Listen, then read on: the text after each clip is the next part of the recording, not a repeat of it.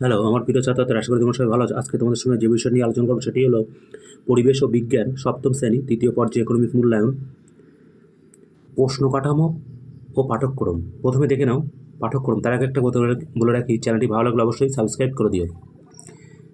পাঠ্যক্রমে কী কী আছে না, ভৌত পরিবেশ, এখান থেকে থাকবে চারটে চ্যাপ্টার কী কী না, আলো, চুম্বক, তড়িৎ ও পরিবেশবান্ধব শক্তি। তাহলে এখান থেকে ভৌত বিজ্ঞানের মধ্যে থাকছে কিন্তু চারটে চ্যাপ্টার, এবং জীবন বিজ্ঞানের চ্যাপ্টার থেকে থাকছে একটি চ্যাপ্টার, সেটা হলো পরিবেশের সজীব উপাদানের গঠনগত বৈচিত্র্য ও কার্যগত প্রক্রিয়া। এরপরে দেখে নাও কোন চ্যাপ্টার থেকে কত নম্বরে প্রশ্ন আসবে এবং কেমন ধরনের প্রশ্ন হবে। একদম প্রথমে হচ্ছে ভৌত পরিবেশ, আলো।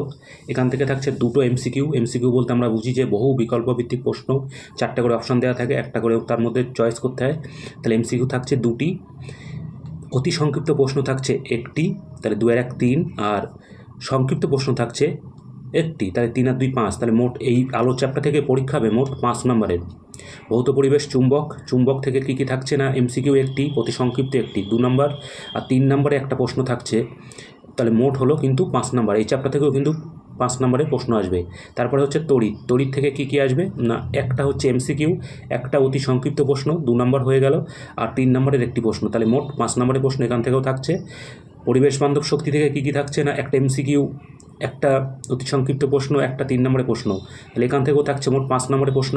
এবং পরিবেশের সজীব উপাদানের গঠনগত বৈচিত্র্য ও কার্যগত প্রক্রিয়া, যে জীবনবিজ্ঞানের যে চ্যাপ্টারটি আছে সেটা একটা থেকে থাকছে একটা এমসিকিউ, একটা অতি সংক্ষিপ্ত প্রশ্ন, একটা 3 নম্বরের প্রশ্ন, মোট 5 নম্বরের। তাহলে মোট 5 করে 5টা চ্যাপ্টারে 25 নম্বরের পরীক্ষা হবে।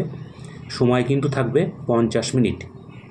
চ্যানেলটি ভালো লাগলে অবশ্যই মনে করে সাবস্ক্রাইব করে দিও। ধন্যবাদ, ভালো থেকো, সুস্থ থেকো।